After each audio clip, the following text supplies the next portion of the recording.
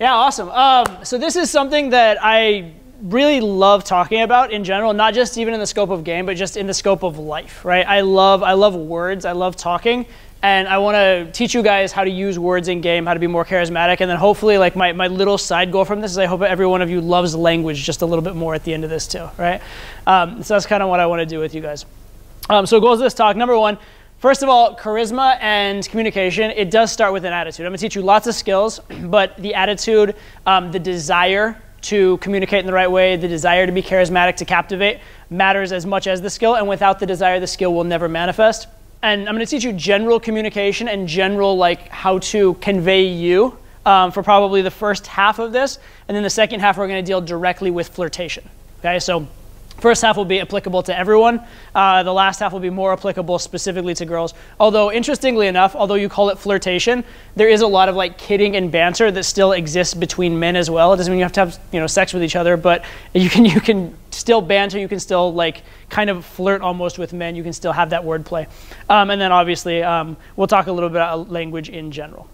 Okay, so the first thing is attitude and philosophy. And like I said, that's the basis for everything. So the first thing, and this is a quote from a book called Making People Talk, and I'm on a personal mission to make that book like cost like $1,000 a copy. So it's an inside joke for some people. It's a book on conversation I started recommending when it was like cost like $10 a copy, and it's out of print. So now it's like this like crazy, ridiculous, expensive book. But anyway, one of this guy's principles for how to talk is this. It's assuming the burden. And what it means basically, if you start a conversation with people, you need to carry that conversation. You went in, you decided to talk, and it's not their job to talk to you, it's your job to talk to them, at least for the first little bit, right? In game, you may have heard something called the 90-10 rule. How many people have heard of that? 90-10 rule, right? What does it mean? It means you are talking 90%, she's talking 10%.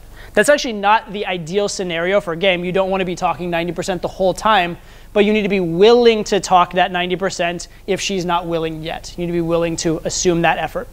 And so a lot of being good at conversation is actually just energy and will, right? I have this metaphor, I call it the starting the lawnmower metaphor. How many of you guys had to mow the lawn as kids? Yeah? I had to. I was out in Colorado with this big yard, I had to mow it. And when you mow the lawn, you have to start the mower, right? And I had this like old like gas mower with a choke, right? So you pull the little choke and the engine goes brr, brr, brr, and then dies. You pull it on brr, brr, brr, brr, and then it dies, right? And then on like the fourth or fifth pull, finally like the engine goes and you can mow the lawn. Conversation's kind of the same way, right? No matter how well you do it, it's not guaranteed that the first thing you do is going to work. You may go say, hey, what's up? Some little funny quip, and she responds a little bit, and then the conversation goes dead. And at that moment, you have a choice, right? And most guys I see talking to girls, or just starting to start a conversation with anybody, their choice is to give up. They're like, oh, I tried, all right, that's it, bye, right? No, try again. Try something a little different. It's not like the lawnmower's fault it's not warmed up yet. It's not the girl's fault that she can't think of something to talk to you about yet, okay? Think of it this way. All you guys that have, you go up and talk to a girl and you run out of things to say or you don't know what to say, the girl's thinking the exact same thing, except for her it's even worse because she has to not be socially awkward and not be a slut, right? As a guy, if you show some intent, at least, you're just being a man, right? But she has to have that as well. So sometimes they need a little time to warm into the conversation. Right, so a lot of being good at conversation is just deciding to make the conversation happen. Right? In fact, if I could give you one piece of advice, right, just one, even with no skill, decide to make the conversation happen. Decide that when it gets a little awkward, instead of being like, oh, should I give up? You're going to push through for another 20 seconds. Right? That alone will make you much, much, much better at game and much better at making friends, having conversation in general. Okay? So in the short term, it's just pure energy and will in the moment. In the long term, there is a little more to it, which is learning the skills, right? Learning conversational material. If you said something that worked before, using it again. Learning the patterns of what works and learning proper delivery, right? So in the long term, it skills. It's kind of the same as with anything. I use a lot of sports metaphors, and I'm going to use one right now, which is in sports, you have those people that show up on game day, and that's important, right? Those are those people doing this, short-term energy and will. They're just kind of bringing the conversation, and that's useful and that's important, right? But the people that are really great, they don't just come on game day, they come on practice day. And they develop the skills so that they have more in their arsenal come game day, right? And so assuming the burden, there's assuming the burden right when you meet that girl, and then there's doing your homework and planning ahead so you have something to say in advance. We're gonna talk about both of those. Okay, proactivity of frame. You guys may have heard the idea of outcome independence. You guys heard this concept, outcome independence? Yeah? I don't like that concept. Not a big fan of it. Because I don't think it's really possible. Right? If you are truly independent of outcome, you wouldn't approach a girl in the first place. You wouldn't go start a conversation with someone in the first place. Say if you're doing like conversation for sales, you wouldn't make that sales call in the first place. Obviously, you have an outcome, right? Without an outcome, you just, sit and like eat potato chips on your couch or some shit, right? So you need to have a desire for an outcome, and the desire for the outcome is what's going to move the conversation in the right direction. Right? A lot of guys talking to girls, specifically, they have what I call the half-hour conversation to nowhere, right? Talk and talk and talk about this random thing, this random thing, this random thing. They come back to me if it's my student, 20 minutes in. I'm like, what'd you talk about? They tell me some stuff. I'm like, does she know you have a penis? They're like, well, I don't know, probably not, right? They didn't get to the point. And what happens when you don't get to the point? The girl gets bored. The girl gets bored. The girl thinks you're wasting her time, right? One of the things, as a good example, imagine a sales situation, because a lot of game is sales, right? Game is you're selling yourself. Imagine if you went on a car lot to go buy a car, and the car salesman refused to talk to you about cars, right? He talks to you about like your family and your hobbies and what your favorite color is and what you did last weekend. 20 minutes in, he hasn't said the word car. What the fuck are you thinking? You're like, you're wasting my time. You'd probably leave, right? He's outcome independent, or at least, not acting through an outcome. And what's the point? There is no point, right? So if there isn't a point, it's pointless. Nobody wants to be in a pointless conversation. Okay, so outcome is important, but the key thing is to have a good outcome, to have a win-win outcome. So if your outcome for a girl, for example, is I want to fuck you and like not even get to know you and make it a terrible experience for you, yeah, that's an outcome she's not going to be on board with.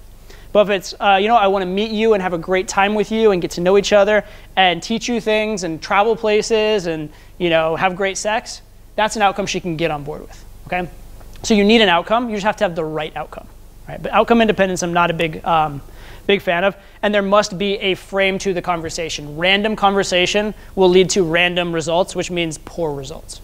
One of the things that I did personally, almost before I was learning game, but when I was starting to realize girls existed and I was starting to really decide to be social, even before I formally found game, I did two things that were massively helpful, and I encourage you guys to do something similar. First thing I did was I have this notebook. I remember it to this day. It's this little red and black like Mead notebook. And what I did is every single time there was a phrase that I liked, or a quote that I liked, or a joke that I liked, whether I was reading or I heard it on TV, I heard it in a movie, I wrote it down in this book, right? And that became my material, right? That became my way of expressing myself. And to this day, I can still remember like phrases from that journal, right? This is like, shit, how many years later? This is 19 years later. I can still remember certain phrases. I can't remember the whole journal, obviously, but I can still remember some that stuck with me. And not to say that everything in that journal was like brilliant, right? Some of it's just little silly stuff, right? Like I read in a book somewhere, it said like making love to this girl. No, making love with her. It's a collaborative effort, right? It's just a silly little phrase, but it's useful. You say that to a girl, I want to make love to you. Actually, you know what? I want to make love with you. There has to be a participation. It has to be a joint effort. Otherwise, it's not going to be fun for me, right? That frame is useful and is valuable, right? Or there was a Mark Twain quote in there, just random Mark Twain quote. It said, the difference between the right word and the almost right word is the difference between lightning and a lightning bug, right? Now, maybe you appreciate that quote, maybe you don't, but it's certainly more eloquent to say it that way than it is to say like, I think words matter, right? So whatever resonates with you, you're going to have your own style, you have your own sense of humor. Things that I think are really good verbally, you may not agree with. Things that you think are good verbally, I may not agree with. But the point is, find your mode of communication and do it to the utmost. And it's going to make a massive difference for you, okay? The other thing I did, besides the personal wit journal, is I actively studied stand-up comedy, right? There was a period of time where every single Comedy Central special and every single comedian that was on HBO, I watched it religiously, right? Probably from like 1997, 98 to about 2000, I'm really, really well versed in the comedy that came out during that period, right? Not anymore. Like I don't even know hardly any comedians now, which I should be. I'm more on top of it. But during that period when I was most actively studying game and most actively working on my verbals, I was watching stand-up comedy all the time, and I was taking notes on it, right? If there was a joke that I really liked, it might go in that wit journal, right? Or what I would sometimes do is I'd actually record the format of the joke, right? There's one I remember in particular. And again, whatever jokes or whatever material that I tell you or use or lines that I use during this speech, You may or may not even like them, and that actually doesn't matter. Right? It doesn't even matter if you have the same sense of humor as me. It doesn't matter if you like the joke or even find it funny. The point is the principle that you want to find your own humor and you want to use it, right? So the one I'm thinking of that I actually used a lot in the format, there was a Howie Mandel joke where he basically said, I went to SeaWorld and I took my family because if you take somebody else's family, they just don't treat you the same, right? And that was his joke, right? It's not like the most like crazy joke, but it was that interesting little twist, right? Using because in an interesting way. And for the next year or two, I would do little things like that. I'd be talking, and then I just happened to have like a little twist where I'd say because some weird unexpected thing. And every single time I did that, did like people laugh uproariously? No. But did it make my conversation a little bit better? Yes. Right? It made it a little more creative, a little more interesting than just this bland conversation. Let's talk about storytelling. And with respect to storytelling, there are very few things you can do in-game and in communication that are more useful than storytelling. And the reason is it's one of the very few things that builds value and comfort at the same time, right? How many of you guys have heard the theory of value and comfort? Are you familiar with this? Some? So the idea is, in order to sleep with a girl, you need value plus comfort. You need to show that you're a high-value guy, so she'll gain value by being around you, or she could gain value from that. You need to show comfort, so she believes she can trust you, and that like opening up to you won't be a loss for her. Right? And the problem is, here's the paradox. Most things you do that build value destroy comfort. Being dismissive and aloof, oh, I don't need you. It's high value, but she's like, oh, well, I don't know if I'm comfortable with this. Or if you're like, baby, I love you, I'd do anything for you. Builds a lot of comfort, destroys value. Storytelling's beautiful because it does both at the same time, at least good storytelling, right? It builds value because you're leading the conversation, you're in control. Builds value because you can talk about positive traits, positive experiences in your life. Builds comfort because you're letting the girl get to know you, you're opening up, you're letting her get a glimpse of you, and also because it just time elapses as you tell stories, and spending time with someone builds comfort. So storytelling is beautiful for both reasons. For that reason, storytelling in game is really, really useful, and it's something that isn't done enough nowadays, right? In 2002, 2003, when I was first learning game, is these long routines, long stories, probably too much storytelling in game, to be fair, right? But it did have this positive quality. Nowadays, it's all this like random, all over the place stuff. A few stories would go a long way. Okay, so what is a story? What is a good story? Because most guys, one of the reasons they don't tell stories is because they don't tell good stories, right? What is a story? A story is not, hey, I drove to work today and there was a lot of traffic. That's not a story. That's like a minor little anecdote, right? You told a bad story if afterwards someone says, what happened then, right? Or if after you tell a story, someone's like, so what, right? That's when you told a bad story. And now a story does not have to be that convoluted. You can tell a story in like a sentence, right? I was walking to school, a bear jumped out at me, and I was terrified, I ran away, and I will never walk that way to school again. That's the story technically, right? Because it has 3 elements. Situation, something's happening. Interruption, something interrupts it. And someone or something is changed by it, right? If you have those 3 things, you have the kernel of a decent story, right? As guys, however, a lot of times we just communicate very logically, or we're just communicating facts, and that doesn't really kick in as stories, right? So I had a really rough day at work is not a story, right? Or first I did this, then I did this, then I did this, then I did this, then I did this, then I did this is not a story. Why isn't that last one a story? What's missing? There's no interruption, right? This is just a series of events, okay? So you want to make sure that your stories have tension and they have drama. And it's very, very important. It may seem obvious to say this, but I do have to say this because of every single student I've ever had, and I watch their stories. All right, so very important, and very, very important, the change. If there's no change at the end, then that's a so what story. That's a who cares kind of story. There's no depth to it. Okay, now how do you tell a story? And specifically, how do you tell a story in game? And I'll kind of use kind of the scripted routine version of a story for this. So I'll tell you guys a story really quickly, and then I'll tell you a very short version of the story, and both kind of work, all right? This is a story I haven't told in a long time, but here we go. Okay, so we're on, me and my friend, his name was Woody actually, we're on Sunset Boulevard, Los Angeles. We're driving by, and these just gorgeous, stunning girls drive up next to us in this like 57 Chevy. So these are like hot girls, like classic car, like just like a moment out of like the American dream, right? And we're sitting there in our like little like drop top Jeep, and as the girls pulled up to this light, like we were two hot guys, two hot girls. We looked over, we made eye contact, and we had a moment, right? And we kind of like giggled. We didn't even really exchange words because then the light changed and we went on to the next light, right? And then we got to the next light, and we both ended up kind of arriving at about the same time, and we giggled. We just threw a couple words back and forth, etc. And then we're like, okay, we got to go because the light changed again. So we get to the third light, and this time we actually got to the light ahead of them. Right, we got there and we're there and we're like waiting for them to like pull up to us, and we're like, oh, here we go. We're gonna actually close or do something this time, right? And the girls are like rolling up, giggling. They look over, and they actually got so distracted. The girl that was driving didn't fully hit the brake, and she actually like rear-ended the car in front of her, and she was just like devastated. She had her brilliant, like nice little car, and she fucking just wrecked it. Right? And at that moment, we were like, we felt really bad for her. But we felt bad for ourselves because we couldn't close as well. But you have to imagine that moment from her perspective though, right? Like as a guy, if you're walking and you see a girl and you walk into like a plate glass window or whatever, that's embarrassing. But how do you explain that as a girl? Oh yeah, there was this hot guy and I just crashed my car looking at him. So like that fucking poor girl.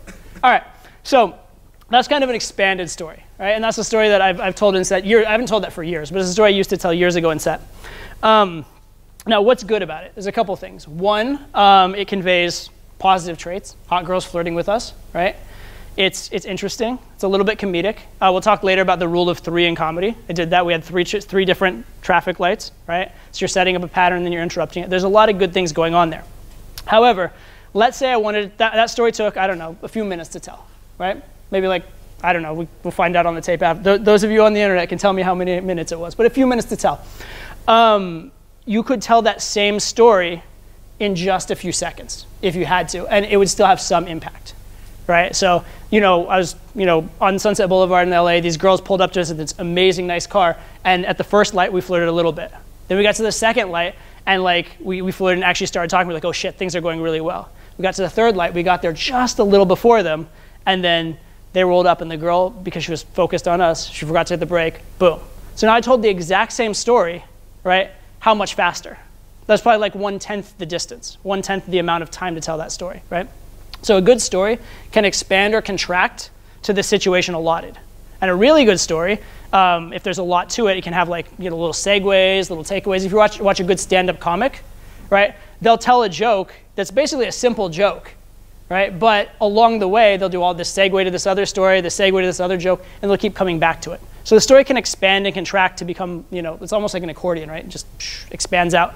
But fundamentally what it is a set of bullet points. There's a few fundamental events that need to happen to make the story exist, right? And so if you want to remember stories, if you want to have good stories, you don't have to remember the whole story, just remember the bullet points, right? When I was doing like canned structured routines, the reason I could learn them so quickly and use them so well is that I didn't try and remember every single word. I didn't try and remember all the things I need to say. I just remember the story is bullet point 1, 2, 3. That's a story.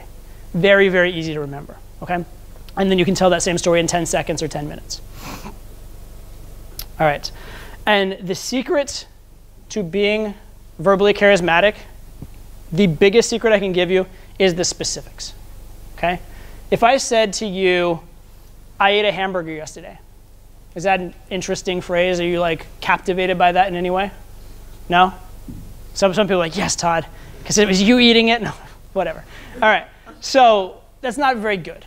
I ate a hamburger and it's blah, right? How about I ate like the greasiest fucking like insane like charbroiled like tenderized, just almost like orgasm on a bun yesterday. It was insane. It was so fucking delicious. It was like the juices were dripping down my mouth, and I didn't even want to stop and wipe it because it was so fucking good, right? Now, regardless if that sounds like a pleasant hamburger experience to you or not, it's certainly more interesting than the first one, right? And what happened? I added specifics. Zen and the Art of Motorcycle Maintenance is an insanely good book just in general. It's sort of like, I'm told, I haven't read like the Tao Te Ching or whatever, but I'm told it's like basically that sort of book, the philosophy of that book, and a lot of Buddhist philosophy, Buddhist and Taoist philosophy, all kind of wrapped into one book. It's all about like what is quality, what is good, and what is bad in the world. In any case, So I highly recommend that book in general. But there's one story from that book that's all about language that I love. And it's this. There's a teacher in college, and he assigns his students just as they're like, welcome back for summer, like here's your, what did I do with my summer project? Or that like writing assignment. Instead of that, he just gives them a random assignment. He says, you know what, you have to write a 2-page paper about anything in the world. Anything's, easy assignment, right? I just like gave them some bullshit assignment, whatever. Now everybody came back the next week, and people were massively frustrated. They like didn't know what to write about. They thought what they wrote sucked. Certain people didn't even turn it in, even though it should be super, super easy, because they were like insecure about what they'd written and they thought it was just crap, okay? And so he thought to himself, why did people have so much trouble with this? It's an easy assignment. 2 pages about anything, like that's the easy assignment, right? And so he started experimenting. And so the next time he gave it more specifically. He said, I want you to write 2 pages about our town, right? And so now they knew what to write about, and people could make the 2 pages. They could write it. He got a lot of like really lame kind of blah kind of papers, but people could actually complete it. People knew what to do with it, and people could put some input into it, right? And so then he's like, well, that was interesting. Let's make it more specific. I want you to write a 2-page paper about this street that we're on that you see when you look out the window, right? And when he did that, all of a sudden, because they had that more specific, even though they kind of had less scope, they were more focused within that scope, and it made what they came up with much, much better, almost like, actually high quality, right? And so then he narrowed it even further to, I want you to start your story focusing on the top left brick of the building across from us, right?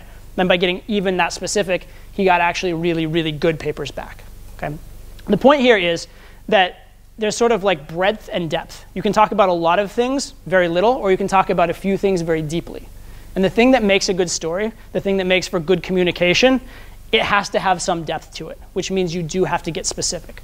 So again, as guys, we typically communicate very logically. We typically communicate very much like, here's a fact, here's how you fix this engine, here's how you do this thing, here's what I want you to do.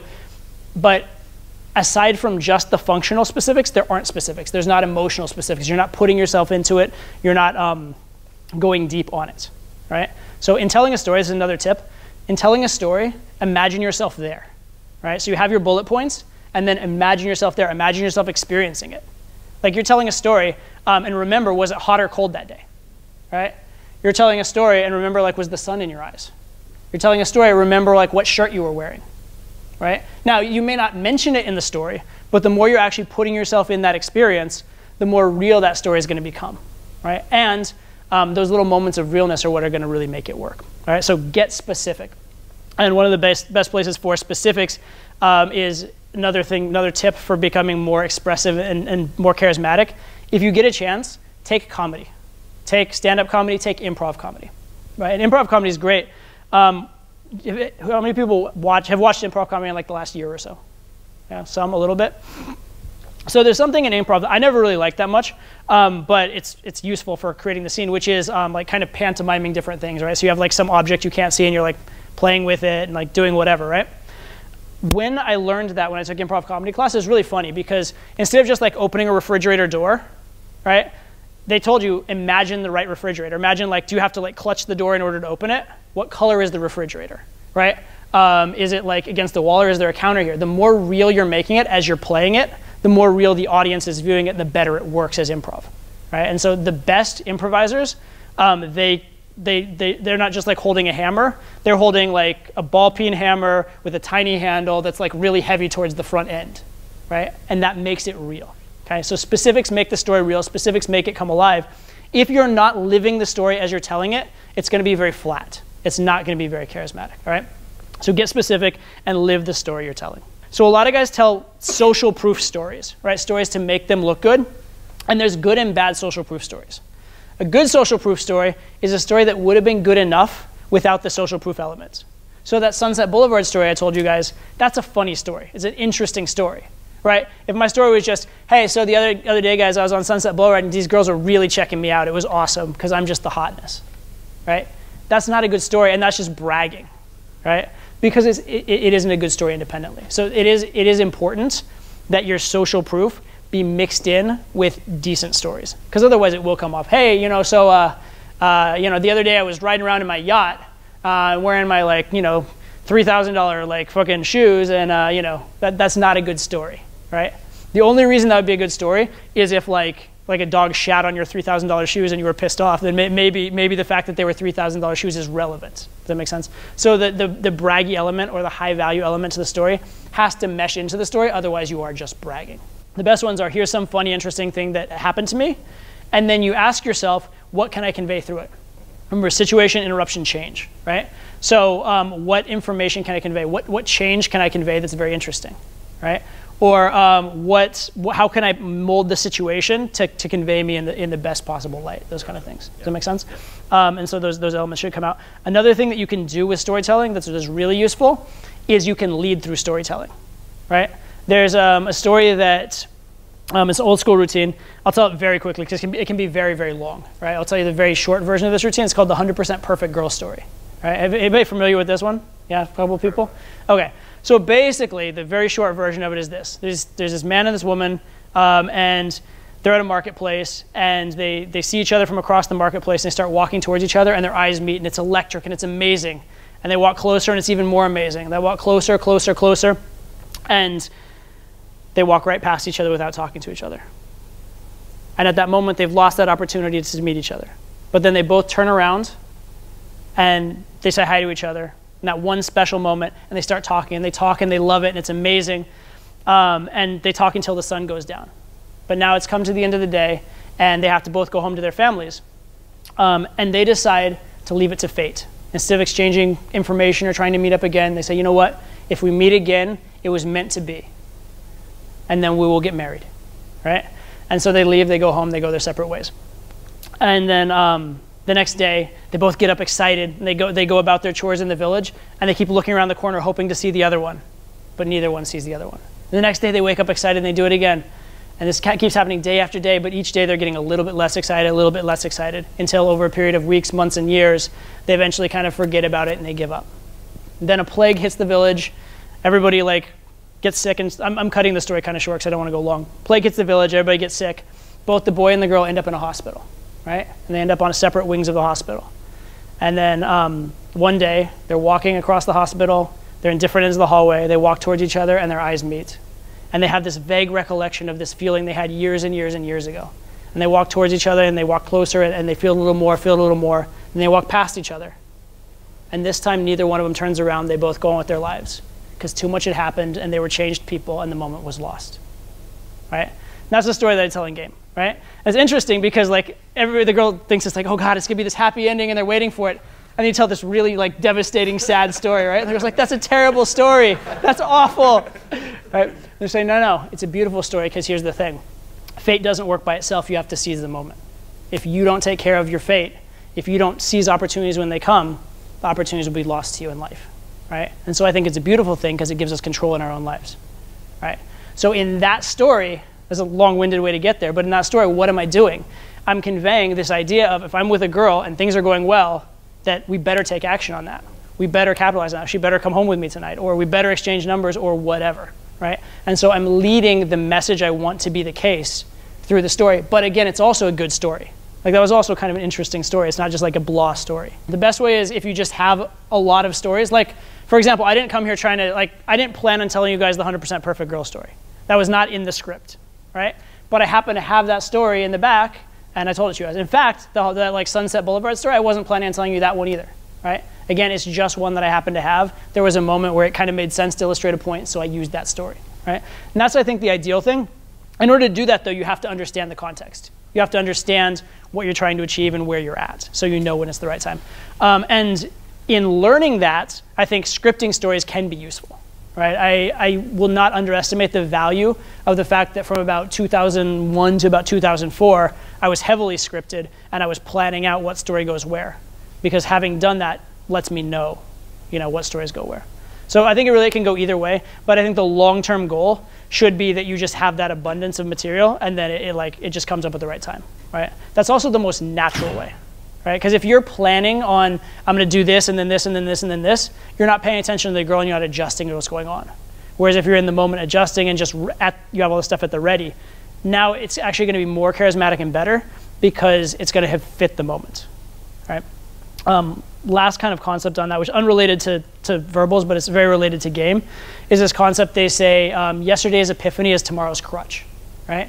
And what that basically means is you learn this bit of like scripted game, and at first it's exciting to you, and you want to use it, and it works really well. And then you keep using it, and it actually works even better because you get polished with it. But at a certain point, it starts working really badly because you start doing it because it works, as opposed to because you want to say it, and your soul is no longer in it, right? And then it's become a crutch, and then it doesn't work anymore, right? So there's such a thing as good stories or good material, and there's such a thing as the material you're actually interested in talking about. And so for it to be good, not only does it have to be empirically good, you have to actually be interested in it as well. Otherwise, it'll come off flat. Does that make sense? And that comes down to that very first slide where I talk about attitude, right? Having the attitude, having it be fun. All right, let's talk about humor. So the first thing in humor, and this is again from, this is a chapter title in that book, Making People Talk. It's called Penetrate the Ostensible, right? And penetrate the ostensible basically means go beyond the obvious. Go beyond the obvious, right? Every single time somebody says a sentence, there's the obvious literal meaning of the sentence. And every single time someone says a sentence, there's something else in that sentence, okay? So for example, what do you do for a living? What do you do for a living? Software engineer. Software engineer. You're like questioning it. Are you sure? Are you sure you're a software engineer? Yeah, I'm sure. Okay. Do you like your job? Yep. Awesome. Right? Okay, so what was the extra there, right? There's a couple things, right? So software engineer is the literal answer, right? But what else is there? There's the fact that he paused and hesitated and was unsure, and the fact that like his voice sounded like a question, right? So the ostensible is I'm a software engineer.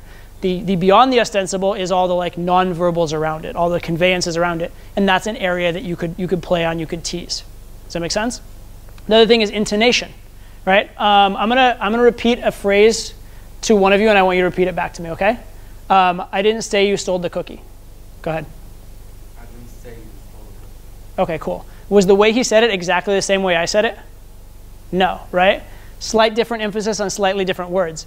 And take that sentence, there's probably 100 different ways you could say that sentence, right? If I say, I didn't say you stole the cookie, that's different than if I say, I didn't say you stole the cookie. Or if I say, I didn't say you stole the cookie, right? I didn't say you stole the cookie. Wherever you put the emphasis, everything is changing, right? So there are all these different elements, all these different layers to conversation. And a lot of like cleverness, and even beyond cleverness, humor, is in understanding the different layers and not treating conversation as literal. Okay? So seeing those little bits of intonation, or realizing that like there are words like bear, bear, and bear that like mean different things, right? Or I was gonna say two and two, but that one's a little hard to misinterpret. But the point is there are words that have multiple meanings or words that imply different things. For example, the word hot can mean physically hot or it can mean sexually hot, right? So noticing all these different layers in communication, very, very useful. And it doesn't mean that every single time someone says the word hot, you have to make like a sexual joke. But it means that that's one more thing to be aware of, one more thing that's possibly there that could be useful, right? So penetrate the ostensible. Beware of multiple meanings, beware of words, beware of phrases, beware of intonations, beware of like cultural references, right? Maybe a word means something literally, but it means something else culturally. That can be something you can play with, right? So be aware of these things. Start to think of language not just as literal communication, but as emotional, expressive communication, and look for all those ways. Okay, so let's talk about specific humor or joke formats. And there are tons of these, but I'm just going to give you some examples of things to be aware of. And again, what did I say at the start of this? Study humor, study language, right? So what are some examples? And again, as I tell these, number one, I'm not a professional comedian, and these aren't my jokes, but they are good examples of the jokes. So if you don't find them hilarious, still learn from them. First one is set up punch. And the idea here is you're creating a pattern, right? You're leading someone down a certain path in your communication, and then you're going to veer suddenly off that path. And the surprise can be the interesting element, right? So a great example of this is a comedian, old comedian called Stephen Wright. You know any of his lines, right? So just off the top, a couple of his jokes would be, one's like, so I was sitting at a bar nursing a drink, my nipple was getting quite soggy, right? It's just like, it's weird and bizarre, but you're thinking one thing and it takes you in a different direction, right? Another one is, I love to go down to like the playground and watch all the kids like running around and screaming. They don't know I'm just using blanks, right? So again, set up and punch, right? I lead you down one path, you have one vision in your head, and then we divert from that vision, And because there's that surprise, it's very funny, okay? Next good joke format is rule of three, right? So rule of three, it's again about setting someone up for a particular expectation and then violating it, right? So again, my story, even though it wasn't meant to be, it's not a joke, right? My story about the girls in the Cadillac, it's not a joke, it's a story. But by the fact that it was the third light where that happened, it made it better, right? Had it been the fifth light, it would have been like, it would have been way too long, just, oh, one light, and then another light, and then another light. If it was at the second light, there wouldn't be enough pattern established, and you wouldn't have that expectation to be violated, right? So 3 is very useful. For this one, I'll give you an example of a joke. I'm sure it's been told a million times, but I heard it from Jimmy Stewart on like an old video that I watched he was in. But basically, man and his wife, they're having like arguments, and the wife's like, if I were to die, would you get remarried? Which is like, you know, not the fucking question you want to ask her as a man. He's like, oh, I don't want, this is a bullshit question. I don't want to deal with this, whatever. She's like, no, seriously, this is an important question. So after she asked it like a bunch of times, finally, he's like, okay, fine. You know what? I would get remarried, sure. And she's like, okay, fine, I guess. So would you, if you got remarried, like, would you let her live in this house that's our house? He's like, well, it's a good house. Like, honestly, probably, yeah, I would. She's like, okay, fine. But you wouldn't let her, like, would you let her, like, sleep in our bed? Like, that's a step too far. He's like, well, it's a nice bed. I mean, do you want me to, like, I mean, I understand emotionally, but you really want me to get rid of the bed? She's like, okay, fine. But you wouldn't let her use my golf clubs. He's like, no, she's left-handed. Right? Okay. So right there again, it's that rule of 3, because I set you up thinking one thing, having a pattern, and then we break the pattern, right? And the fact that there is that rhythm and that violation makes it more interesting, makes it more funny, okay? Other great example is callback humor, right? If there's a joke or some kind of frame you were playing on early on, you can bring that back up. And the other one I'm absolutely terrible at, but I know people who are really, really good at, is if you can do impressions. Like if as you're telling a story, if you can use a funny voice, excuse me, or if it's like about a celebrity and you're able to like enact that celebrity, right? Or for example, Kevin, when he was giving my intro, right? When he did his Todd impression, all you guys laughed. Why? Because it adds that little wrinkle, it adds that little bit of extra color, right? So that's another form of humor. And there's tons of these formats, right? I just gave you some of the basic ones. But again, watch some humor, see the formats. If you see a joke or hear a joke that you like or hear a story that you find funny, appreciate it, make note of it, but also ask yourself, what was the thing that made it work? What was the thing? What was it? Set up punch? Was it 3 things? Was it like a misinterpretation? Understand your type of humor. Some of you guys are going to love misinterpretation humor, and you're going to do tons of it. Some of you guys will love structured jokes, and you'll be like the guy who holds court and can tell structured jokes, and that's fine as well, right? But you need to find your humor, understand it, and then be able to repeat it. And the key thing in humor, what's the exaggeration?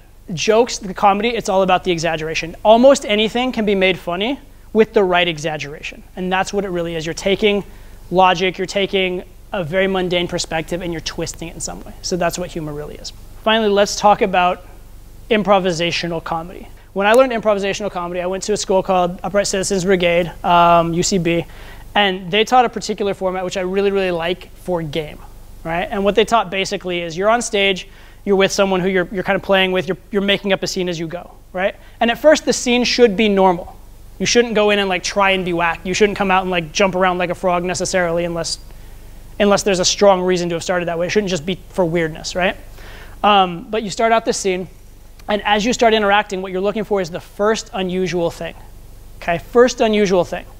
And it could be anything. It could be like someone uses an unusual word. Someone uses a word that like is a 15th century word that like you normally wouldn't use. That's unusual.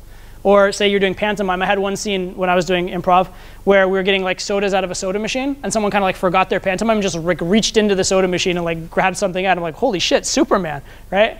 And that became the funny thing, was that like it's like some other thing, right? Because it was the first unusual weird thing.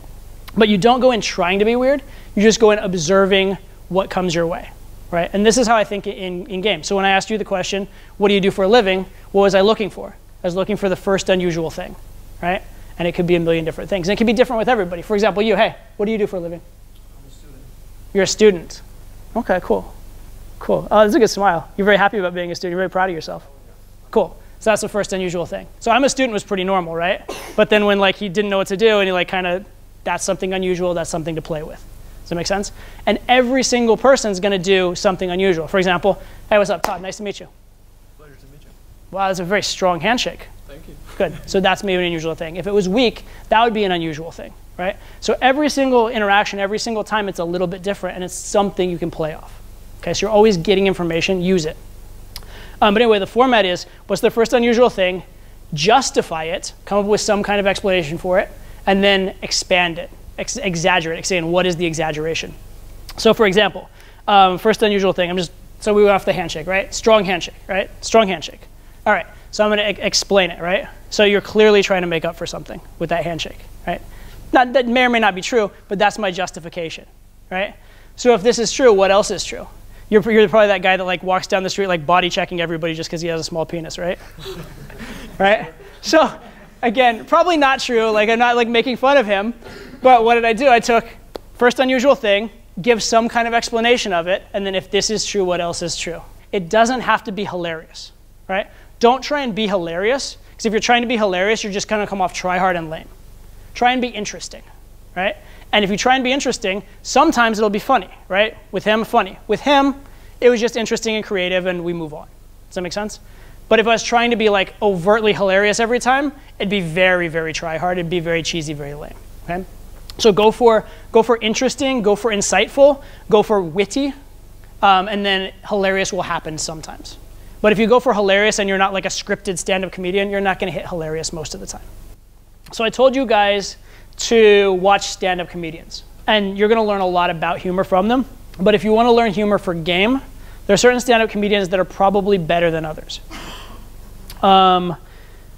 It's too bad. I'm trying to think of like a low-value humor comedian, and I'm not up to date on all the comedian stuff. But imagine a comedian who gets up on stage, and like his whole routine, his whole shtick is about like, I'm kind of a loser, or like, oh, my girlfriends like leave me because I'm bald and smell funny, right? If that was his like comedy routine. Everybody loves Raymond. Huh? That's actually a decent one. He's a little bit self-deprecating. He's not as bad, but he's definitely of that ilk. But if it's self-deprecating, like cutting yourself down humor, you are going to get laughs, but you're not achieving the fundamental purpose of game, right? The fundamental purpose of game, the reason you're communicating in game with a girl is to convey your most positive qualities and convey yourself as the archetype of a man who she would want to sleep with. So humor is a very useful tool because it makes you more interesting, because it makes you hold court better, because it shows wittiness and intelligence, those kind of things. But fundamentally, if it's not showing attractive qualities, it's going to work against you instead of for you. Okay, so we'll get to that in a second. Avoid the self-deprecating humor, right? Some good examples of comedians who have good humor is like Dane Cook, for example, right? Dane Cook's humor, whether you like it or not as humor, right? It's very high value, very sort of like alpha male humor, right? It's not self-deprecating. It's very like, fuck you, kind of I'm doing my thing kind of humor, right? So understand there's a right and a wrong way. And again, understand from the previous, I think it's the previous slide, you don't have to be hilarious.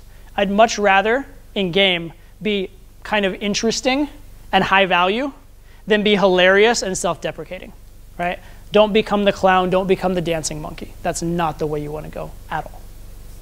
The other purpose for humor in game, and this is very, very useful, is to diffuse tension, right? You can get away with anything if it's funny. Like, for example, you want to bring up sex. You could bring up sex in a joke a lot easier than you could bring up sex by saying, I think we should have sex, right?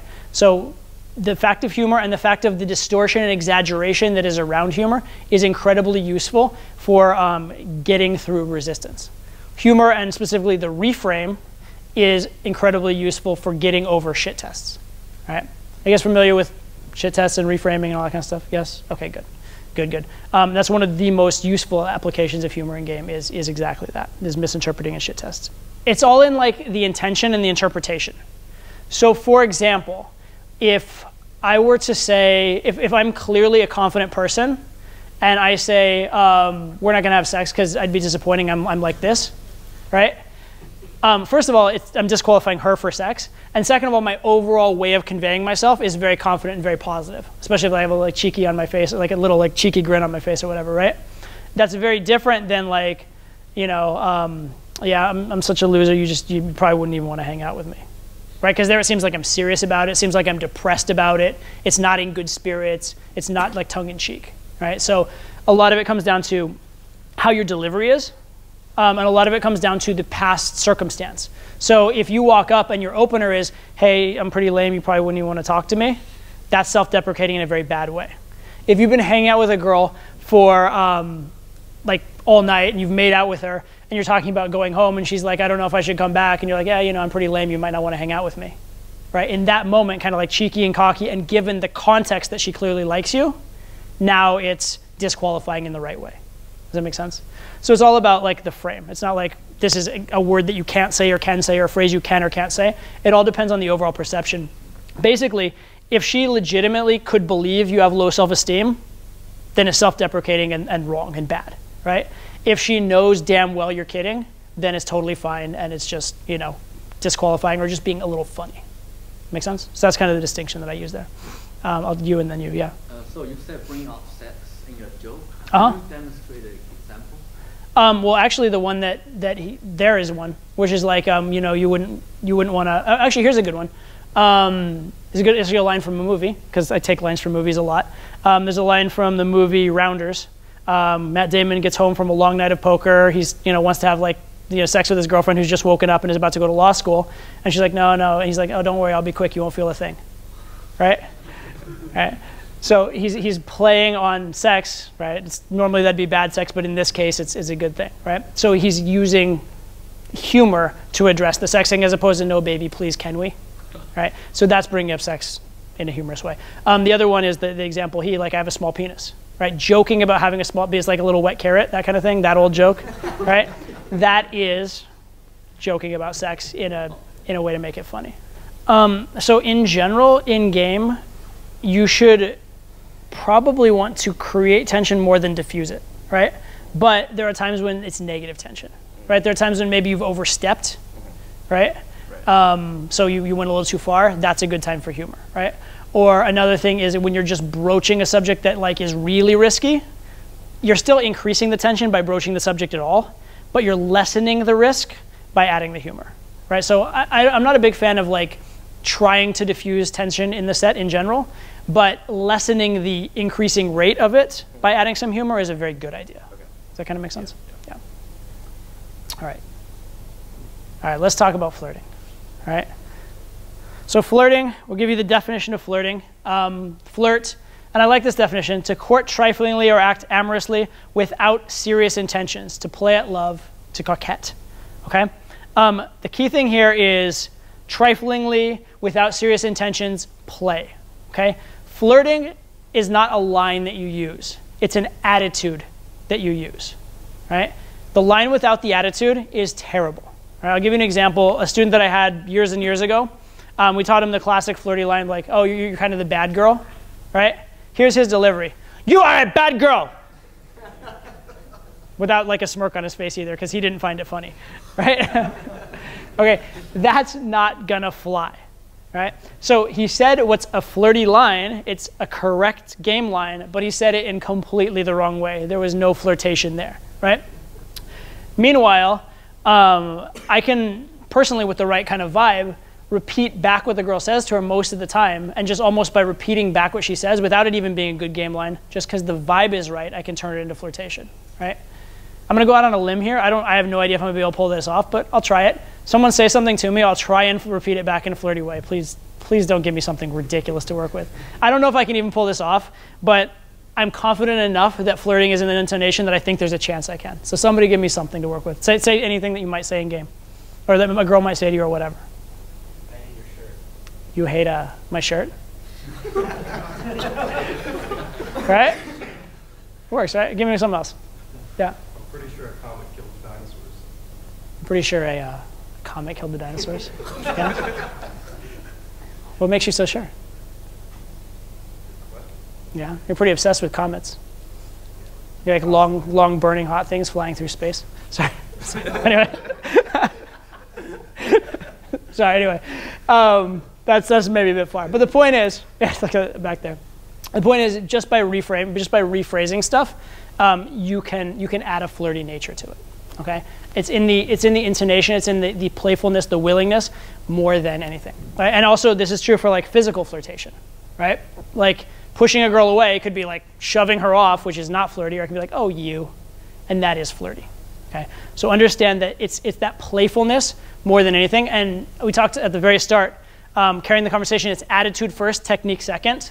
Flirting very much is attitude first, technique second. If you've decided you're going to flirt with a girl, you'll come up with the right words. You'll come up with the right intonation, you'll figure it out. But the first part is deciding, and deciding that it is playful, it is joking, that kind of thing.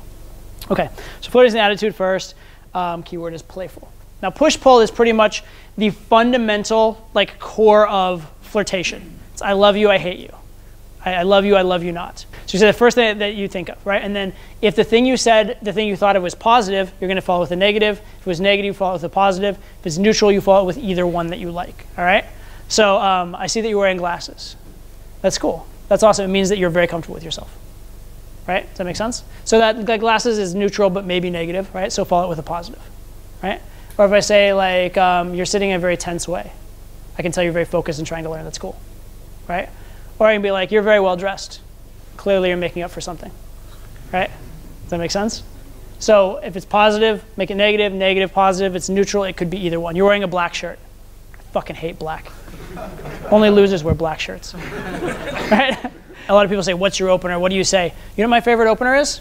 Hey, or hi, or hey, excuse me. I actually do hey, excuse me a lot, interestingly, even though you're not supposed to say excuse me. Hey, excuse me, I use it all the time. And what I'm doing is I'm looking for their reaction. And what I'm specifically looking for is what we talked about before, the first unusual thing, right? Because every girl is going to respond differently to hey or hey, excuse me or whatever, right? So the exercise I want you guys to do as partners is this. You're going to say hi to your partner, and as they respond, you're going to look for that first unusual thing, right? And it could be their tone of voice is funny, or they pause and hesitate, or it could be they laugh, or they giggle, or they smile at you, they squeeze your hand too tight when they shake hands, whatever it is, okay? It doesn't really matter what it is, but you're going to take that thing, you're going to notice it, right? And then you're going to do the format. Justify it, and then exaggerate it, right? So let's look at a couple of these. Let's say, hey, what's up? How you doing? Good. Good? Are you talking to me? Are you okay with the fact you're doing good? Good. I'm okay about it. Are you sure? You're sure good isn't just kind of average? Like 99%. 99%. Cool. So you're just very laid back, right? So what I call it whatever it is. You're very laid back. You're the type of guy you'd be like at a rock concert, checking your watch and your phone and shit, right? Whatever. Yeah, I do it all the time. Okay, cool. Right. So not like the most genius thing ever, but certainly more interesting than nothing, right? And certainly bringing myself into his world a little bit, right? So first unusual thing, justify it. If this is true, what else is true? That's the format. You guys got it? Right, and everyone's going to be a little bit different. At first, go slow with it. Right? At first, take your time with it and figure it out. Like anything, the more times you practice, it's going to become second nature. It's going to become intuitive. And I teach you these formats as exercises to teach you humor, not because, so what I was going to say, not because you have to do this with every girl you meet now every single time you meet her. Right? This isn't the universal secret key to game. It's just another tool for your arsenal and another exercise to kind of unleash your comedy powers. Final one we're going to do, and this one we can kind of just go around the room, is misinterpretation. Treating something very mundane as much more sexual, okay? And again, when we talked about where I can say the same thing back to you in a flirty way and make it flirty, there's something sexual in almost everything, right? So what we're going to do is we're going to play a little game. We can actually just go around the room one time with it and see if we can go the whole way. But the game is called Sex With Me Is Like, okay? Let's say sex with me is like something, and then you give the reason why. So for example, if the thing was roller coaster. Sex with me is like a roller coaster. You go up and down and up and down and up and down. Sex with me is like a roller coaster. You're going to get off exactly when I say you are, right? Sex with me is like a roller coaster. If you ride it long enough, you're going to puke. Sex with me is like a roller coaster. There are pictures being taken of you when you least expect it, right? There's all these different ways that it could work, okay? Now, they don't all have to be brilliant. They just have to kind of make sense. So if it's like sex with me is like a chair, it's good on all fours, right? Sex with me is like a chair. You're sure to feel something hard against your ass, right? There's different reasons, different ways you can go with it. Sex with me is like a computer. It never stops? It never stops? Cool. Sex with me is like Philadelphia.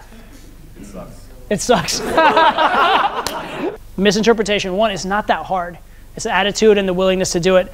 And then two, when you have the right format, good things will come out of it. taught you guys a bunch of techniques. More importantly, or better than techniques, because techniques are these little things that exist in the conversation. Better yet is frame. Having a interesting or a fun or a flirty frame. Right? So in a way, the frame can be the exaggeration. Right? So normally, when a man walks up and talks to a woman, it's like, you know, I'm a guy, I would like to sleep with you, I'm going to try and impress you. Right? That's a pretty boring frame, and it's a pretty useless frame for you. On the other hand, if the frame was like, hey, excuse me, you look bored, I thought I'd come over here and entertain myself at your expense. Right? That's a frame, it's kind of like flirty, fun, or whatever, right? Or if a frame was like, excuse me, I noticed you looking at me, I thought I'd, you know, come over and, you know, help you get over your shyness. Right? That's a frame, and that frame is cocky and funny, right? But the frame basically is the exaggeration of the situation, and the frame is in and of itself playful, right? And that's the key thing, these playful frames as opposed to logical, boring frames, right? Some other frames I like, walk over to a girl and act like she's your ex-girlfriend, right? That's a fun frame to play, right?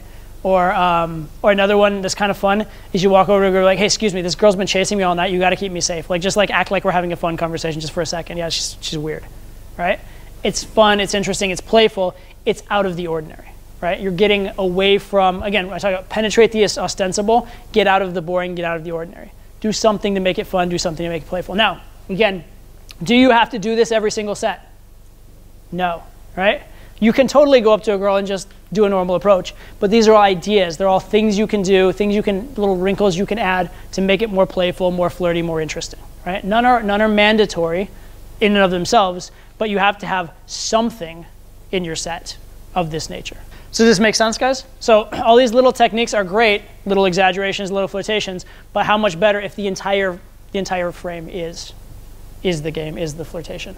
You guys know basically what a frame is, right? The frame is the thing that controls the meaning, right? So the frame of an interaction can be, you know, I'm trying to pick you up, and from that frame, everything's going to be kind of boring and useless and try hard. If the frame is, you're trying to pick me up, now all of a sudden it's much, much, much better. If the frame is, you know, I'm over girls because like too many girls have been hitting on me recently, now all of a sudden that's an interesting, different one, right? If the frame is, let's see how much trouble we can get into tonight, that's a lot more fun than let's ask each other boring questions about our work all night, right? So the frame, the idea behind the conversation, the idea of the purpose of the conversation, it's probably one of the first things you should be thinking about in terms of gearing the conversation to be more interesting, right? Because with an interesting frame, everything in it's going to get interesting. With a boring frame, you're going to have to be pretty fucking brilliant to make it interesting. Okay, and then again, I'm talking about presuppositions, the idea that you can go in, like when you go in and talk to a girl, what are you assuming is true? Are you assuming it's true that you need to impress her? Or are you assuming it's true she needs to impress you? Are you assuming it's true that you're attractive, or assuming it's true that you're not? Are you assuming it's true that that she's a very sexual person, or are you assuming it's true that she's a very boring, logical person, right? It's a lot easier to assume something is true and let her prove you wrong or try to prove you wrong than it is to not assume it's true and try and create it later, right? So you always, it's kind of like the interaction you'd like to have, instead of asking permission to go have it, just go start having the interaction you want to and let her object if she's going to, right? And if she does, she's going to give you shit tests, which is totally fine as well. Okay, and then plot lines. So the huge manifestation of this is plot lines, which is where you're creating this general drama between you and her throughout the entire interaction. So some familiar plot lines you may know are things like, you and I won't get along, oh wait, you're actually kind of cool, maybe you're winning me over, right? Or other ones like, why are you being so cute? I'm trying so hard to resist women at the moment, right? Something like that. So any kind of a thing that gives drama, gives tension, and creates the right kind of vibe is something you can do that's very, very useful. And this is already kind of implied in the last couple of slides, but I want to say it explicitly. Okay, and the last thing I want to say with all of this is practice. Practice, practice. So I've given you guys a whole bunch of information about storytelling, about carrying the conversation, about attitudes, about structures of humor, about structures of flirtation, about frames, frame control, misinterpretation, all this kind of stuff. If you go try and put all this into your next interaction, what's going to happen? Right? Too much, right? Use it a little at a time, understand it, grow with it, and most importantly, practice it. And the biggest part of practice is the attitude. the attitude of being fun, being lighthearted, trying new things, and just having that energy that is flirting. Remember the flirtation definition: without serious intent, right? It's not taking things so seriously, trying to find the play in everything, and trying to find the play, again, my little message to you guys: love words more. Trying to find the play in every word and every sentence, every intonation, right? Language is very, very rich. Find the richness and start playing with it, okay? And it will add joy to your life. It will add more girls. Thank you guys so much. I appreciate it.